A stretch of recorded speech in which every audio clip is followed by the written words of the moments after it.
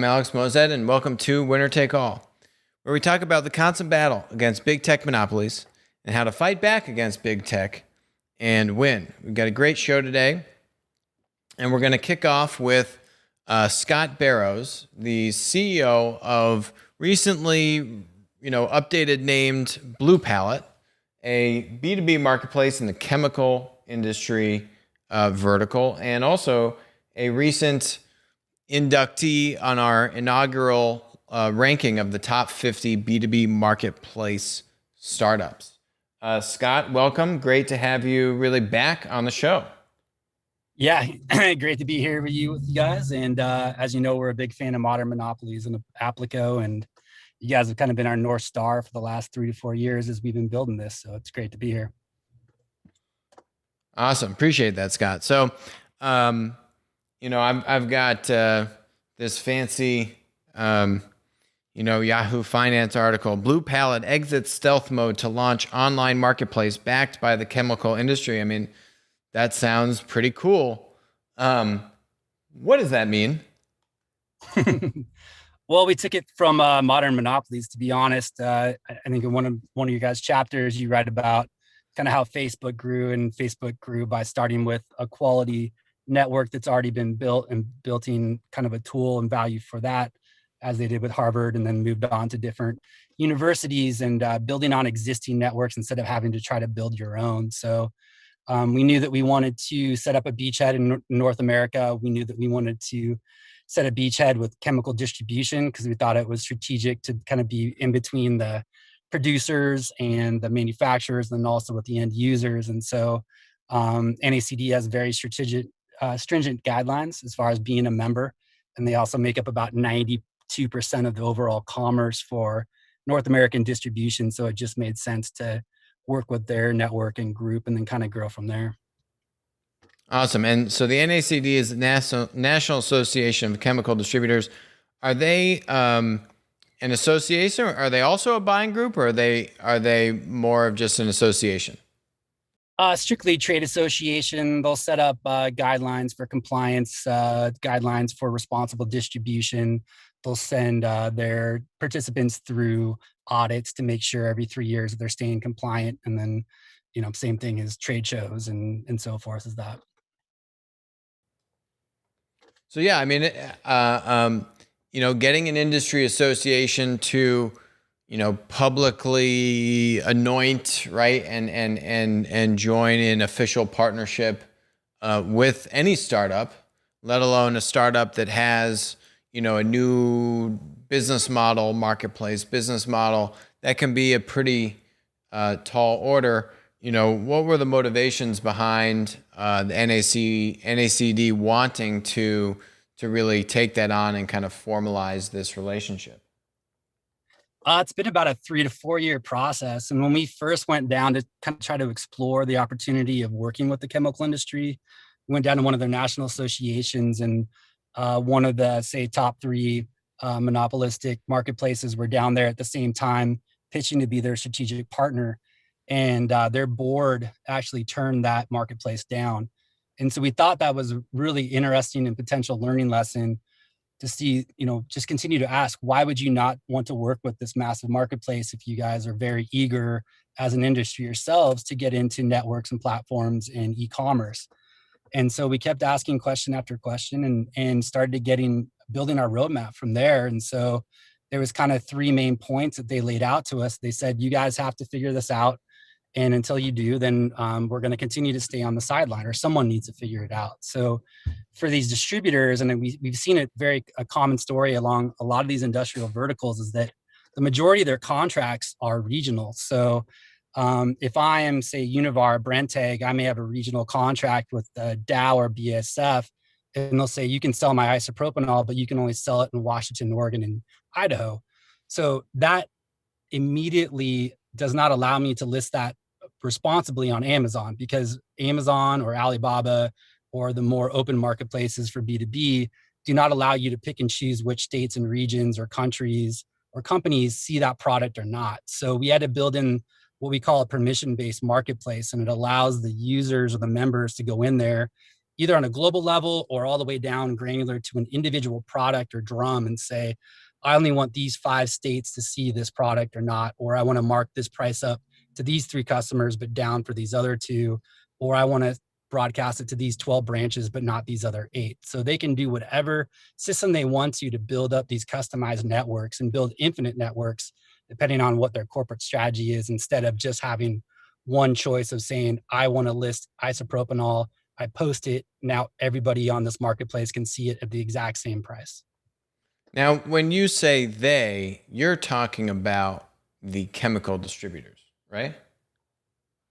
Distributors and manufacturers. So we've also decided to be a decentralized marketplace, and that's come from doing a lot of study on the challenges of supply chain resiliency.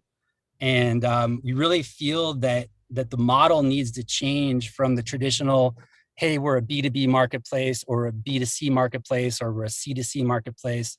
That may work when everything's like fine and dandy, but when you have all these problems going on in the world and challenges that keep coming up more and more with COVID, with Texas freezing over, Suez Canal getting blocked, Mississippi getting shut down, like there's times where the distributors need to be able to sell back up to the manufacturers, or there's times where the end customers have slow moving and dead stock inventory that can be used instead of getting sent to a landfill, and they could sell it back up to a distributor or to an end customer. And so there's so many different ways, depending on what's going on in that day and time of history, where sometimes it's C2C is better, sometimes C2B is better, sometimes B2B is better. But we want to give the members, a member is a member is a member, regardless if they're a supplier, a distributor, or a patent coding company somewhere in Tulsa. So that's kind of a big differentiator too, that we think is extremely important, whoever's building one of these models out moving forward. Yeah, I think, maybe one of the common sentiments there is most of your, whether it's a large tech monopoly or certainly some of the high-flying unicorn B2B marketplaces, which were featured in our ranking, their ultimate goal is to disintermediate the distributor in many circumstances, right? And look at Amazon in B2C, Amazon Business on the B2B side. They very much so view the distributor as an ends to a means, and the means is to just leapfrog the distributor and go, ultimately to the manufacturer and connect the manufacturer direct to either a consumer or a business customer. And so that's what I find really interesting, and I hear it coming through in different ways, is saying, how do we give more power and optionality to distributors? How do we help solve their needs with an eye towards genuinely helping the distributor? Sure, a manufacturer could also get involved in the marketplace, but it doesn't mean that and is recognized by the NACD's kind of stamp of approval. That what that really to me is signaling is, hey, we're not here to screw over all of the distributors in the industry. We're actually here to try and help you run a better business, digitize your business, kind of embrace a new business model, but do that in a way which can be accretive.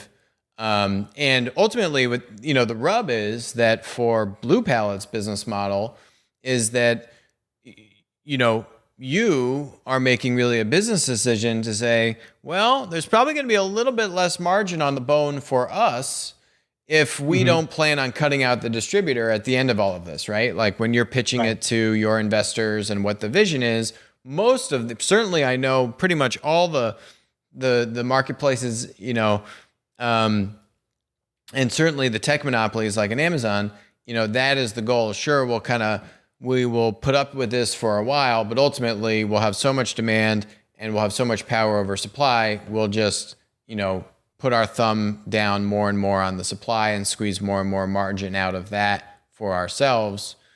But that isn't necessarily a part of your calculus, right? That's at least kind of what I'm reading by what you're saying and the NACD's, partnership here. Is that accurate?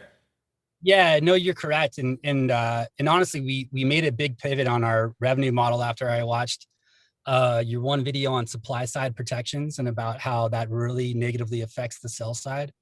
And, the chemical industry, fortunately for them, they're one of the last remaining large verticals that have not really gone full in to e-commerce and platforms and so forth. And so I've kind of tried to tell everybody, they're nice enough to have me speak at the regional and national conventions. And I'm like, I'm not trying to be the person that runs in here and screams fire in the movie theater, but you don't need a crystal ball to see how this ends. There's other industrial verticals that have gone down this path already and completely become reliant on these two-sided marketplaces that will continue to put themselves in the middle of every single transaction. And that's extremely dangerous because as you become, and I'm copying your words and saying this, but as you become more and more reliant on that centralized marketplace, you lose your supply side protections and they'll continue to go up from 5% to 6%, 7%, until you have to tap out, especially for chemical distributors. Their particular industry probably has about a 10% gross margin.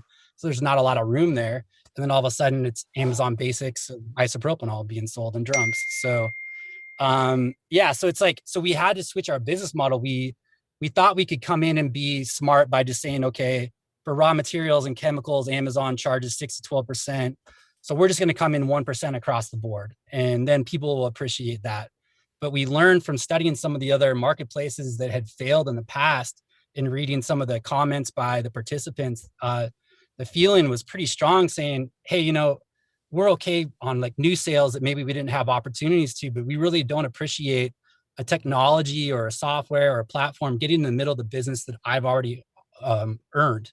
So if I have a major contract with BASF or I have all these customers that I'm already doing business with, I'm not just going to hand you 3% of my profit when I'm only making 10% because you somehow made my life a little bit easier.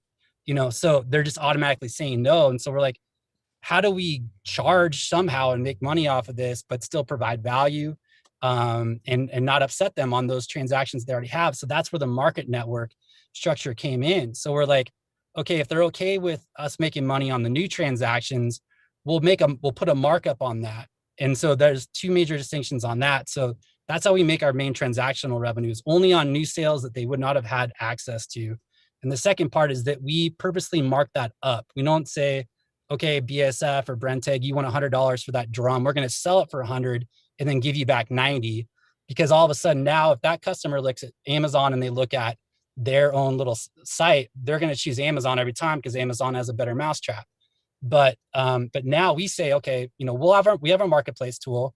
You can use it if you want. You don't have to, but anytime you feel like it's fit, you can broadcast to our marketplace. We'll mark it up, say 5% or so. And then if you end up meeting that customer at a trade show or your sales rep calls them up and you find out they're on BluePallet and they've got a trade pass, you're like, oh, great, let's exchange trade pass IDs. Now we get a free trade zone. And now we can utilize that technology that Blue Trade and BluePallet built for us. And now we think it's even better than what we could utilize on Amazon. Now we have our own tool. And so I think that's really what started to resonate. And probably the best moment I had was speaking to the board, and there was about 40 of the main presidents and CEOs out in DC. And they're like, oh, can you give us an update of where you guys are at? And I spoke about the product. And then as the presidents and CEOs were going around, they started speaking about it. It was like, well, now that we have our platform, now that our platform does this. And so that was probably one of the best validating moments of what we had tried to do. And, one of your articles that we read at the very beginning was that the only way you're going to protect yourselves, or these industries are, from these monopolistic marketplaces is you got to build your own solution. And it's too hard to expect, and it's not fair to expect a chemical company to build a platform that can compete with Amazon. And people have tried building their websites and maybe connecting with a couple other people, but we've really tried to come in to this industry and say, we're going to listen to you. We actually sponsored their trade association for 2 years before we even had a product. And we're like, just tell us what you need to feel safe and secure, to be able to sell online and feel like you're actually getting value. And it's building and empowering your business instead of reducing it. Because with these two-sided marketplaces, the two main things we've seen over and over is commoditization of prices, but also commoditization of services for the distributors.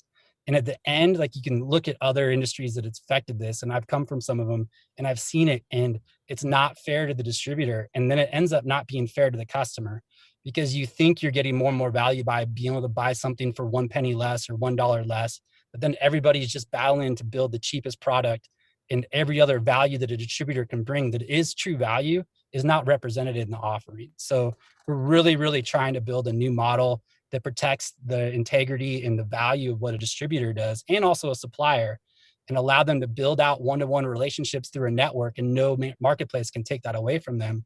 And then they can just utilize a marketplace on the side when they feel like that benefits them as well. But they're not stuck to just that marketplace, or stuck remaining a linear business model.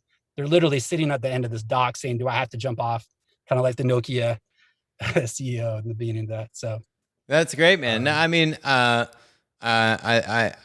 love the thinking there, and I think it is particularly for some of these B2B distribution verticals where you got just heavy stuff, much more hyper localized networks. You have a very different model of level of supply chain fragmentation. And so, I think, you can only go against the grain so much when, when market conditions are what they are. And ultimately, they're not as fragmented when compared to B2B distribution verticals where you've got pack and ship is, 60, 80% of the stuff. That really changes the game for, how you can solve that chicken and egg problem. So I really like this approach, and, love it. See that you got 37 distributors here kind of in the beta that are members of the NACD.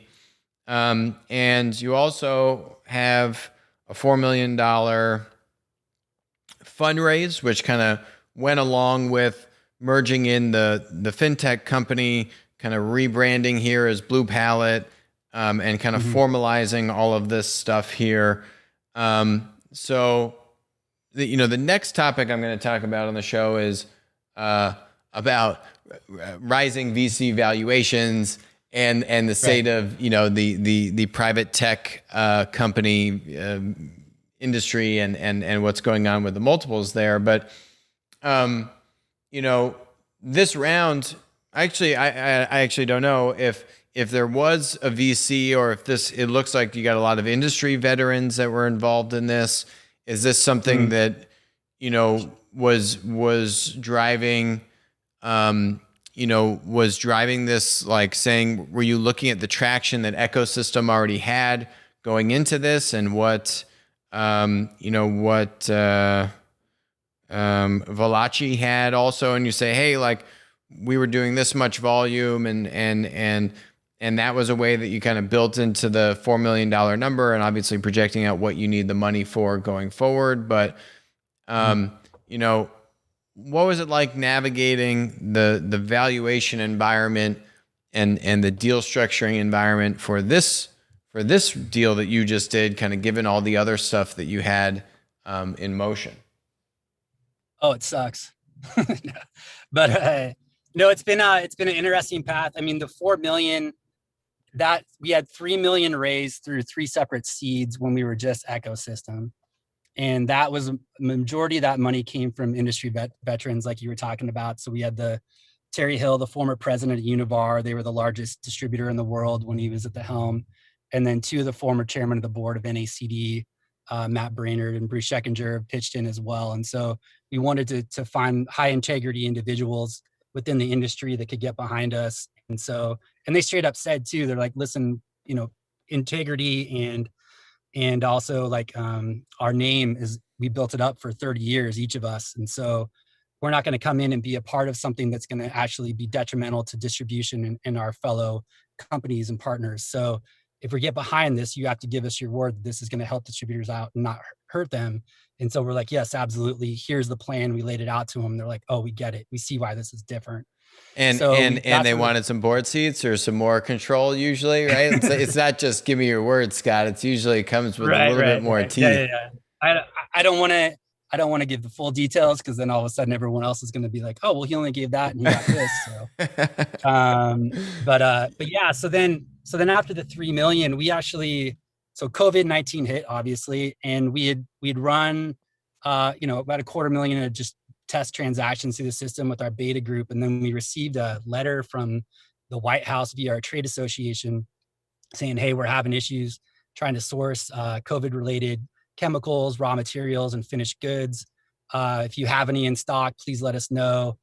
And then we were seeing all the challenges that states were having bidding against each other for products. And all of a sudden the products were raising up and there's price gouging and all this stuff. And we're like, I went to our investors and I'm like, I know this is crazy, but I believe that our platform with our permission-based marketplace controls would be perfect to help out the country with distributing this PPE product.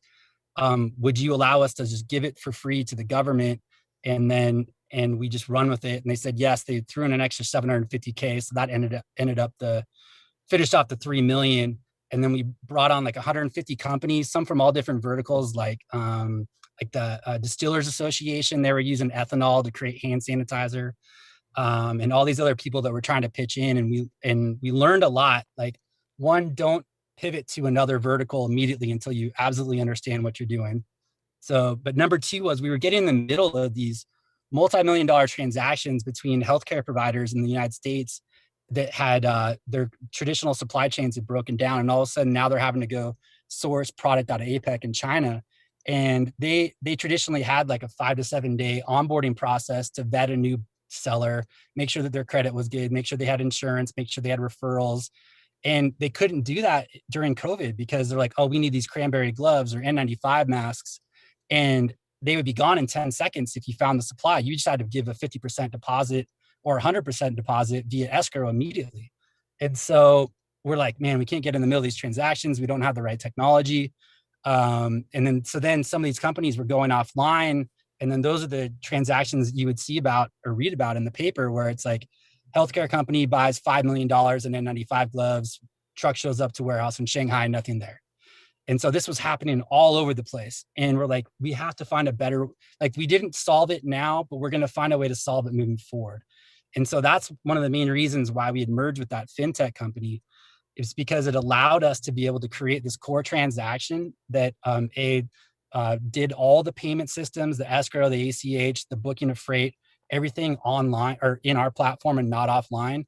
And the second part is it allowed us to build that trade pass technology where it brings someone signs up in 15 minutes and then we check 2,000 different data points about that company, about credit insurance, are they on a watch list, anything like that, completely verify them, all their locations, their certificates.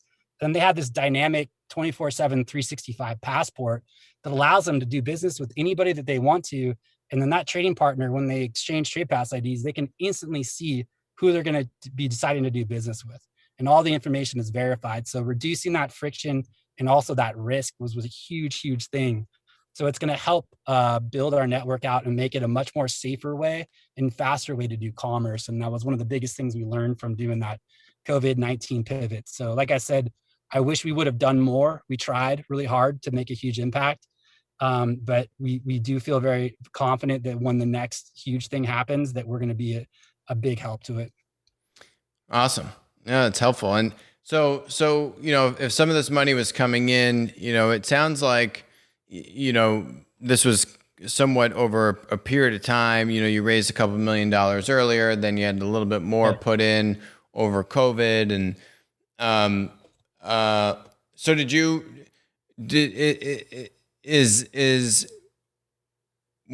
were you raising it at the same valuation that you got at the 2 million, or did you also increase the valuation when you put in some of the, but even though, but that could be hard if you're going to increase the valuation and it's during COVID and there's just chaos going on.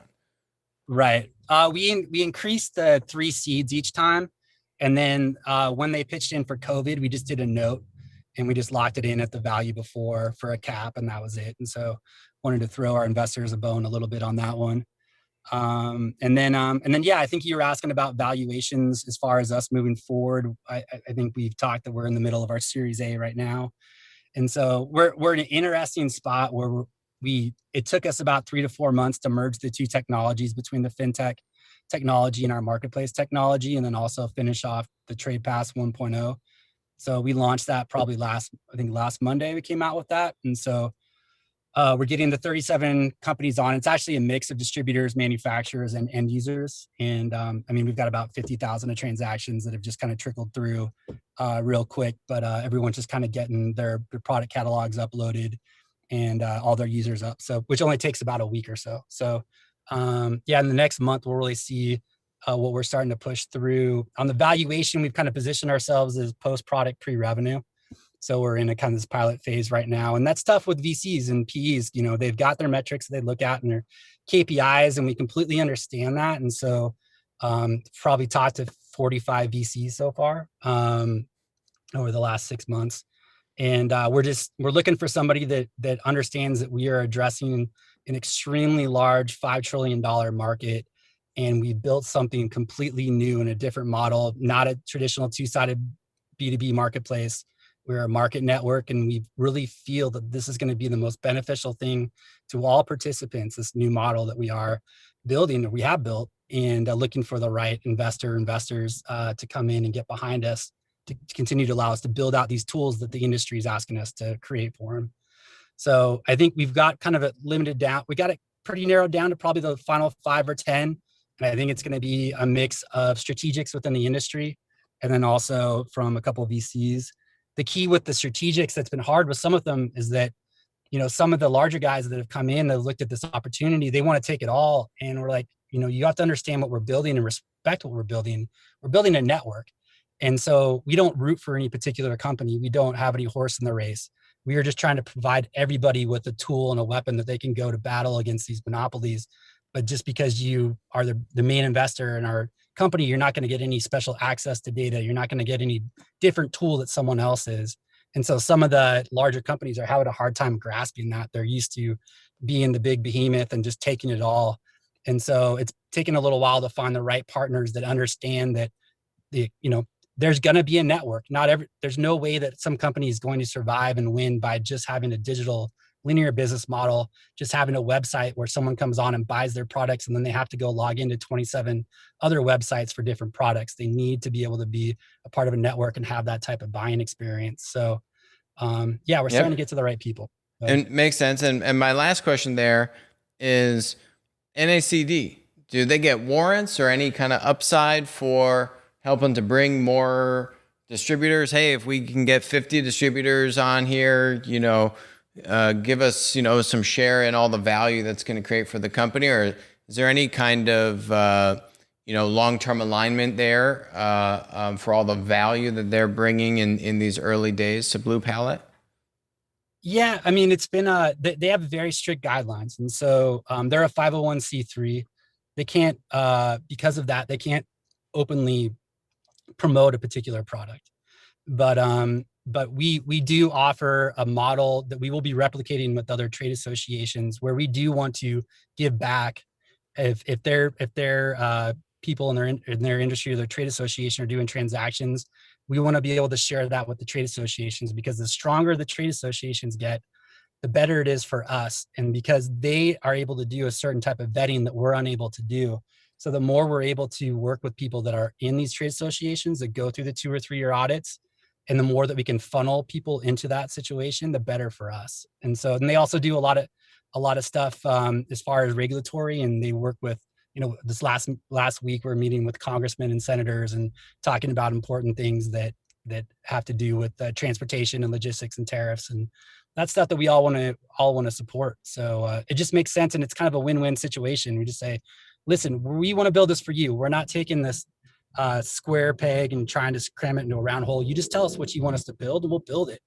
And we also want to support all your guys' efforts as well. And the president of NACD, the first time I met him, he's like, you can't fake this. You can't come in here and say you're going to be a part of this and that you actually care about the distributors, and then walk off and then hope to make some money off it. Like, you have to be here and you got to do the grind. And so we've been to every conference. We've gone to Mineral Wells, Texas, and Tuttle, Oklahoma, and traveled to every warehouse that you could imagine to talk with everybody. And, we're bought in. So these are our partners. That's great, man. Well, Scott, we wish you the best. Thanks for coming on the show and sharing some of the BluePallet story. I think, it's off to a great start here, and off to a great start, which means you're a few years into it. And so, but lots of exciting stuff in the future that I think it'll hold for you and the team. So great to have you on. Great to kind of hear some of the updates, and definitely stay in touch. All right. Thanks for all you guys do for us too. We appreciate it. Keep all the great content coming. Thanks, Scott. All right, thank you. So that was Scott Barrows. That was really great to have him on from CEO of BluePallet, and lots of interesting activity going on with B2B marketplaces. I really think that over the next few years, I mean, we're already starting to see some B2B marketplace unicorns, but over the next few years, we're just going to see more and more of how, what we've been seeing in B2C for the past 20, 25 years. Really, the next battleground is B2B distribution, and B2B distribution dwarfs the size of the B2C market. It is easily the largest single industry, if you add up all the different verticals of B2B distribution, the largest single industry in the United States. Some estimates between $6 to $8 trillion in size when you look at all the different verticals, chemical being one. There are a myriad of others. So lots of great activity there. Check out our top 50 B2B marketplace ranking, which came out recently, and that I mentioned BluePallet is a part of. So next topic, really good, more good news in the never-ending battle against big tech monopolies. As I say on the show, you are not alone. Everyone is waking up. We got startups here like BluePallet that are taking their fight, working with traditional enterprises, right, on how they can work together to combat the tech monopoly. And now you have a great example coming out of Florida of how legislation can help level the playing field against big tech monopolies. And that is this article here, with the Florida governor signing a bill to ban big tech deplatforming. If you remember on the show, this must be a few months ago, we talked about what is going on, what Poland did, their justice minister over there, basically providing protections and fines to the big tech content platform monopolies, so a Google, a Facebook, etc., for deplatforming creators. Again, when platforms reach monopoly scale, who do they take advantage of? It's not the consumer, it's the producer. In this case, for a content platform or a social media network, that's the content creator. The content creators are the ones that are ultimately squeezed. Whether you're a creator on YouTube, Facebook, Twitch, Google search, think about all the websites, right? That's all content. And the platform ultimately is squeezing supply and putting their thumb down more and more on supply, taking advantage of it either monetarily or from a content censorship, Orwellian kind of thought police mechanism. So anyway, long story short, Poland really led this charge a few months ago. We saw Australia deal with this in their own way. Florida's kind of mapping somewhat to what Poland has done here. And basically what they did is the legislation states that the platforms can only suspend accounts for 14 days and will be fined as much as $250,000 per day for violations. This is if you, I believe, are banning a politician, either like state politician or locally elected politician. So you have the you have Ron DeSantis, who's the Florida governor here. He said, big tech has come to look more like Big Brother, a man after my own heart. And let's see. So the other thing that it does, it's not just provide protections for politicians, but it also allows for any Floridian resident to sue tech monopolies if they are unfairly kicked off of the platform. Now, this is America, and you can sue anyone for anything in this country. But what this is doing is it's showing a step in the right direction, which is that government is going to help provide some form of additional legal protection, possibly, or additional pressure of fines on the tech monopoly, possibly legal resources, and i.e. lawyers, which get expensive fast, to help prosecute the transgressions by big tech monopolies in the content arena.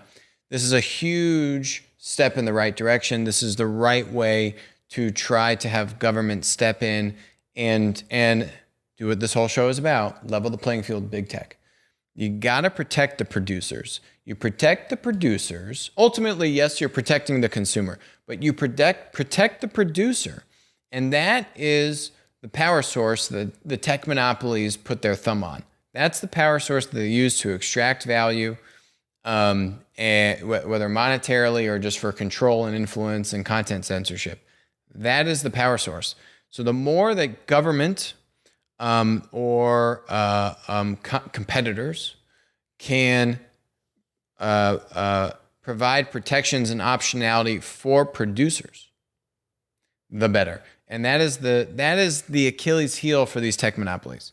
That is what we spoke about with Andrew Wilkinson as a mechanism to use, crypto and altcoins and decentralized finance as a subsidy to try and lure producers onto competitive marketplaces where they can get the coins and share in some of that appreciation of the value of the network and ultimately the value of the coin. So what are all the different ways, and there's a myriad of ways that we can all, now that everyone's waking up, big tech just trying to make you think that you're alone. That's the next story.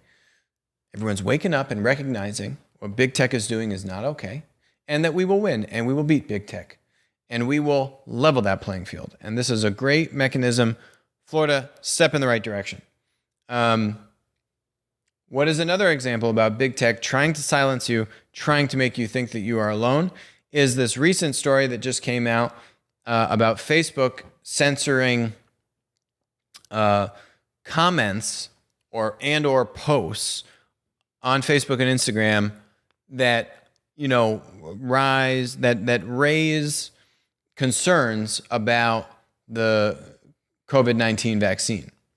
And so basically the story is saying that Facebook has entire teams of people that are creating algorithms to rank your posts and to profile each individual user as how, I think the term is COVID hesitant they are, how COVID hesitant or vaccine hesitant the user's posts are and the user is. And then that will not necessarily deplatform the user, but that will do the shadow banning.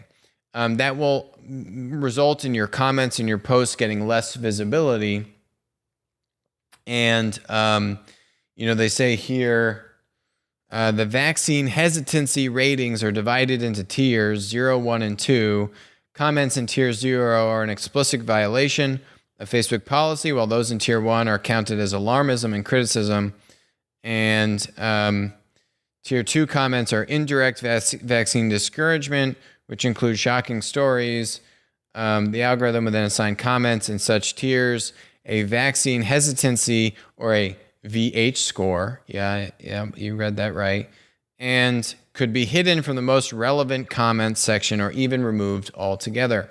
So I think ultimately, again, going back to what DeSantis just did in Florida, this is a constant battle, right? So if now every state wakes up and says, hey, if you deplatform your users, your creators, we're going to come after you, we're going to fine you, we're going to give greater legal protection and lawyer resources and all these things to the citizens that are having their free speech rights violated. Music to my ears. Then what you will see is the platforms, instead of deplatforming you and kicking you off, they will then just shadow ban you and have your posts and comments and everything be hidden or get a lot less volume and usage on the platform. Again, there's no silver bullet here, but the point is we have to start somewhere and the battle has begun. And the more and more that we do and the more and more that everyone wakes up, which they are, ultimately we will reign victorious and actually get some better parity here. So it doesn't get any more explicit than this, what Facebook is doing here, to just, Let people have a conversation. If anything, by silencing this information, it does the exact opposite, right? Because then you get stories like this. And then people are smart, okay? And that's the big problem here. When you try and silence people, they figure it out and then they become suspect of you, right? So what you're now doing is giving all the people that, maybe there's no reason for them to be concerned at all. But by silencing this, you now actually give so much more credence to the counter argument to the people, these vaccine skeptics, which Facebook is trying to remove. You actually have now just enabled them, and you've actually just now empowered their message and given it so much more validity, because now you show that the tech monopoly is actively trying to silence these people. So it actually works against you. And that's the irony of the whole situation. That's where we had the CEO of Library on, and he was saying, it doesn't make any sense to me. Why would Facebook be so overly aggressive from a content censorship standpoint? Because you're actually doing my job for me. You're forcing all of these people outside of your walled garden because they're so sick and fed up with you. And we've listed, and we will continue to list, all the platform alternatives to content platforms and social media. This one is Odyssey. That's their video content platform. All of our stuff is on Odyssey. Highly recommend you go check out Odyssey. There it is. The site's amazing. And so he is saying, they're doing my job for me. Why would they be doing this? It doesn't make any sense to him. And I think ultimately the answer is that these tech monopolies are so big, Zuckerberg doesn't have control anymore. And you now have all these teams. You've got thousands and thousands of people that have to justify their existence, like a Facebook health team. And, now their thing is, we need to shape public opinion, right? Sounds more like a media company trying to influence public opinion, right? And that goes back to close the loop on the Section 230 and the protections that these tech monopolies are given, and yada, yada, yada. The whole irony, and another irony, it's just a day of irony, with this whole thing is that you get the BBC and all these mainstream media outlets immediately poo-pooing what DeSantis is doing and saying, this thing's going to be shut down. There's no way this is legal, yada, yada, yada. Why are they protecting the tech monopolies? It doesn't make any sense. Nothing makes sense. The world is upside down. But these tech monopolies have literally destroyed the media business's business model. Like, single-handedly, they have destroyed your entire business model, yet you persist to protect them at all odds, at all ends. Riddle me that. Okay. Next topic is another favorite on the show, China. And, I said it's a day of irony. Yeah, this is like irony now formed into oxymorons, meet insane levels of hypocrisy. Every one of these contradictions that you can think of, yeah, that's what's happening in China. So look at this. China calls out ByteDance, another social media platform, and LinkedIn for illegal data collection. 105 apps, including some of the country's most popular short video platforms, were put on notice by the Cyberspace Administration of China. I actually think that would be a good thing for the United States to adopt. The Internet Watchdog found the apps were illegally collecting and misusing personal data. Wow. Well, isn't that a shame?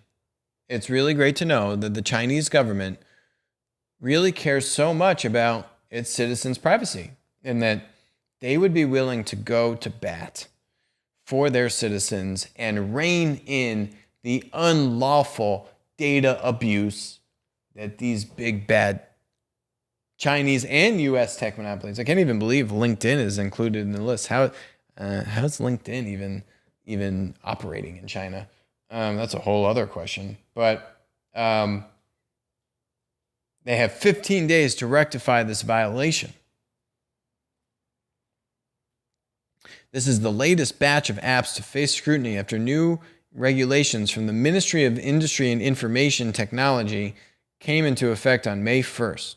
Since then, the Cyberspace Administration has issued these notices.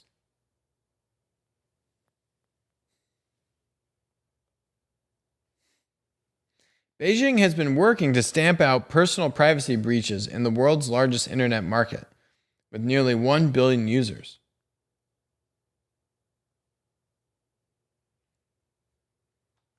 I mean, it's laughable, but then you look at what Facebook is doing and you say, wow, Facebook is acting like the CCP. Facebook is trying to influence opinion and shape opinion. It's literally what we've talked about with the 50 Cent Party doing, which we had General Spalding on the show, right? Where they're literally staffing millions of people in China to go onto foreign social media platforms like Facebook and Instagram and YouTube. It happens to our videos all the time. And, trying to write comments that shape our audience and many other people's audiences' opinions about, more specifically, about China. But it just goes to show you that we are in an information warfare. We are at war over information. And China is way ahead of the United States. But you now have the tech monopolies that are essentially waging their own battles, which is at the whims of whom? Of Facebook's head of health and whatever that guy thinks is appropriate and is not appropriate. And it is all about shaping opinion and trying to gain influence over how information is consumed and distributed and shared. And we are grossly behind in really figuring out what we as a country are doing in this respect. But wow, look at the parallels. Scary. So, good news in support of a tech monopoly is that YouTube is paying $100 million to people who will make popular videos for its TikTok competitor. Great. YouTube Shorts is the product. Sundar, the CEO of Google, has said that they're getting over 6 billion daily views already on short form videos. Winner Take All has short form videos. Go check them out. So we've been using the Shorts product.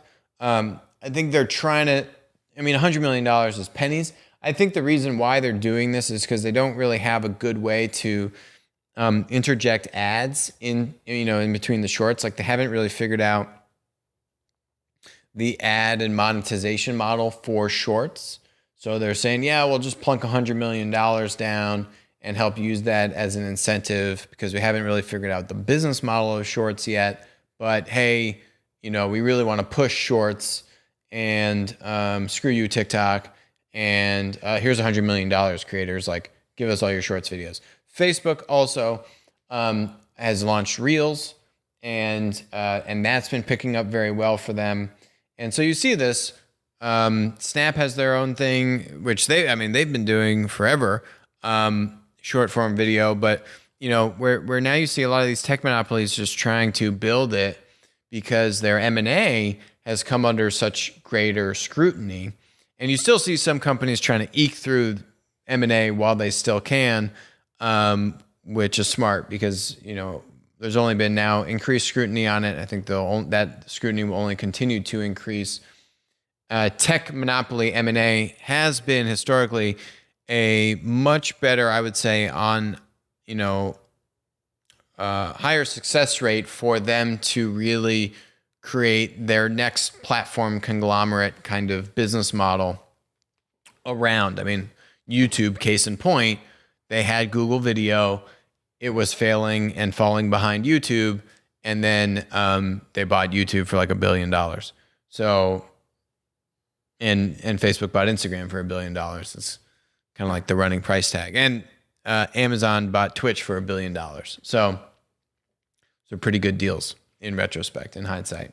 So anyway, In this case, we will cheer on YouTube to beat TikTok. More irony. Look at this. Satellite view. What is that, might you ask? This is Apple's data center, or rather, this is China's data center that Apple is just using and like pretending that it's actually theirs. This New York Times article does a very good job of basically calling out that Apple is a big hypocrite. And, you know, I think if we take a step back here, what you got to just recognize is if you want to go do business in China,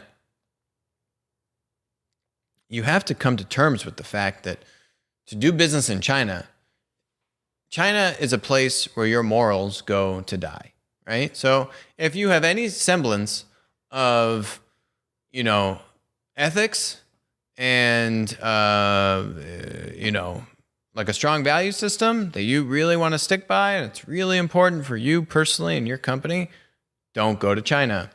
Or for that matter, any totalitarian communist-run country. Probably not going to jive with a strong Western value system, right?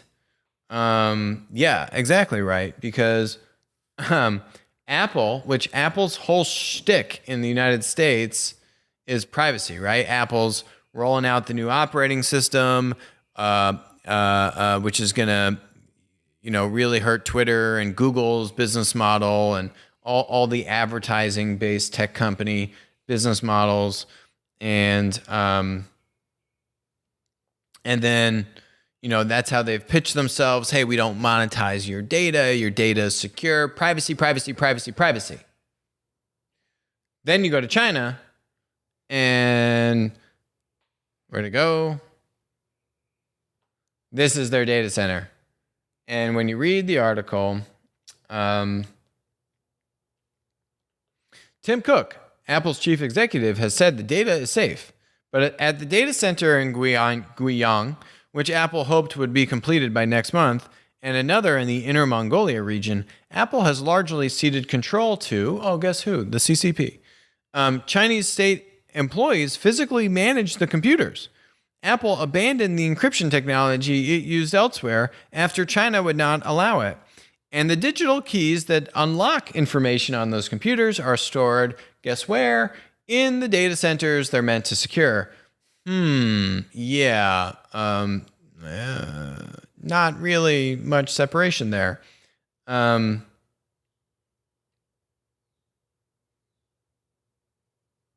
Basically, Tim Cook has had to take it on the chin and then some to do business in China. And a fifth of Apple's business, revenue-wise, comes from China, and certainly all their products are made in China. And, you know, China has the goods on Apple. And China's trying to get the goods on Elon, as we've covered on the show, and General Spalding also highlighted on the show. But look at this one. This one really stung. This one really stung and just said, ugh, really? Really? So, Mr. Cook often talks about Apple's commitment to civil liberties and privacy. But to stay on the right side of Chinese regulators, his company has put the data of its Chinese customers at risk and has aided government censorship in the Chinese version of its App Store. After Chinese employees complained, it even dropped the "Designed by Apple in California" slogan from the backs of iPhones. Wow. And, you know, I actually didn't even realize that. You know, I thought when I was reading this article, I actually just looked at my iPhone. When I thought I was reading this article, I thought this was just for the phones sold in China. It's on all the phones.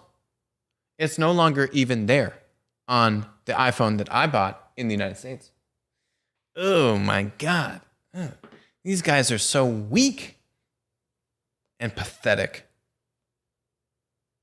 And Buffett says that Tim Cook is the most skilled operator he's ever known. And Tim Cook doesn't even know if the App Store is profitable, but he'll take off the "Designed by Apple in California" slogan to placate the Chinese. It's gross. It's gross. It's pathetic. It's weak leadership. It's disgusting. Wow. Well, all I can tell you is that my last laptop I bought was not a Mac. And we're not buying Mac computers anymore. We're buying PCs. Yes, it's Microsoft, and it's another tech monopoly, but you know what? At least it's something. At least it's something. And the Macs are a ripoff anyway. Okay. Another tech monopoly. Amazon. Okay, so Amazon was sued by the DC Attorney General on antitrust grounds. Yeah, don't get your hopes up, gang. He's suing Amazon on antitrust grounds, claiming the company's practices have unfairly raised prices for consumers and suppressed innovation. Right there, you know, turn off the lights. Don't really need to read any more of this. This is going nowhere because he's focused on trying to claim that consumers have been disenfranchised by a tech monopoly.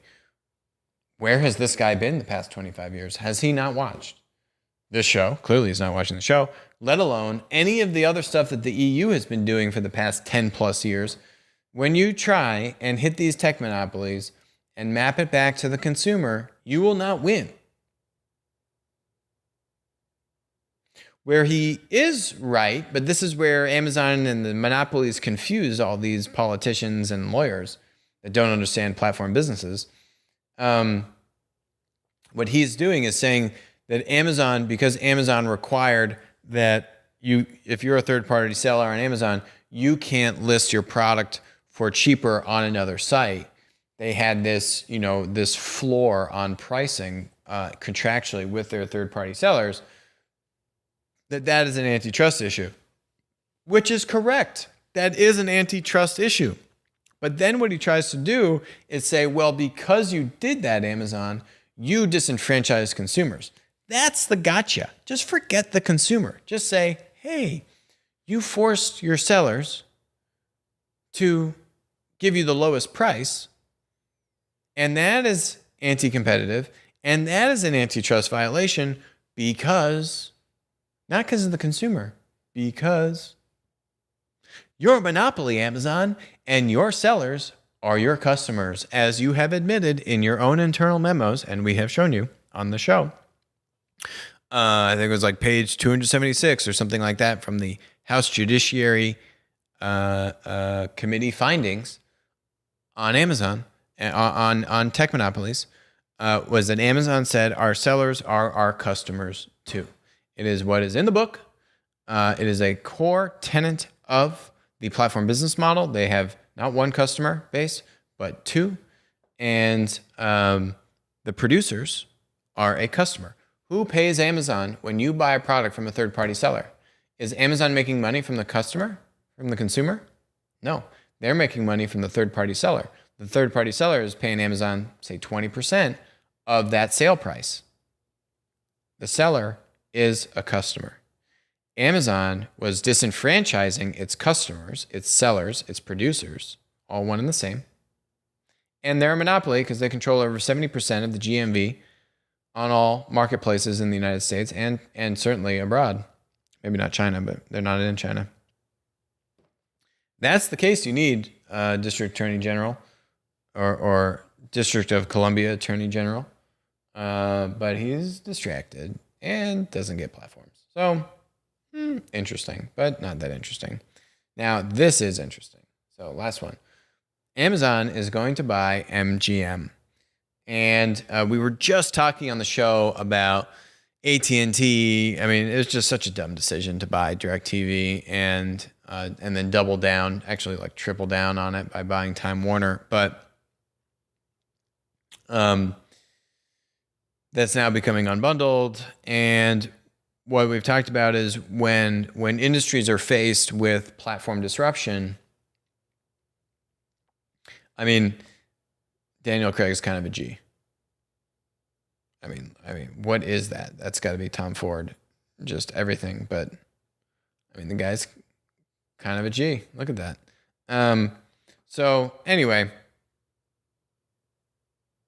when an industry is faced with platform disruption, you tend to see consolidation, right?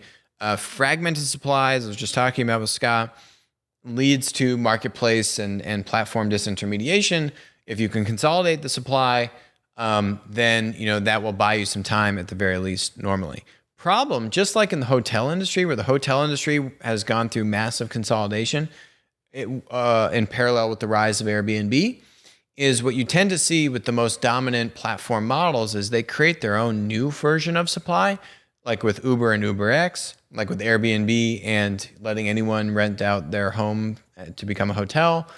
And similarly in the media industry, where now everyone is a creator with my pathetic iPhone that doesn't even say it was designed in the United States anymore. Oh my God, I'm not going to get over this. Anyway, I digress. You see consolidation, and now you're seeing what was I just talking about on the last show? You're seeing the tech monopolies, which have a new content platform model. Amazon has it with Twitch. They also have Prime Video.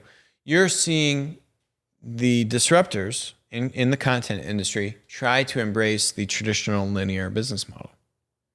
To have both. And that's ultimately the strongest position to be in, is to have a hybrid, right? Amazon has 1P, where they have Amazon Basics, and they're buying and selling product off a balance sheet. And they have 3P, third-party sellers. But the point is, you have both. Apple, they buy and sell hardware, and then they supposedly don't make any money on their app store, or Tim Cook is not sure, because he's just the smartest operator in the world, but he doesn't know if the App Store is profitable. Oh my God, that company is frustrating me so much today. Hybrid business model, platform and linear revenue streams, right? That's the best place to be, is both. Not one or the other, but both. That's actually been eBay's fault, right? They've only stuck with platform. Their thing is that they don't compete against third-party sellers. They don't have any 1P. Which is good for the seller, not as good for the end customer, as you see on the buying experience on eBay versus what Amazon can provide. And ultimately, for the value of the company, I'd say the hybrid model has been much better for an Amazon versus eBay, which is just stuck to 3P. Anyway, point is, you want to have a hybrid model, linear and platform. And none of the linear media companies are trying to figure out platform. All the platform companies are trying to figure out linear. Case in point, Amazon buying MGM for like $9 billion.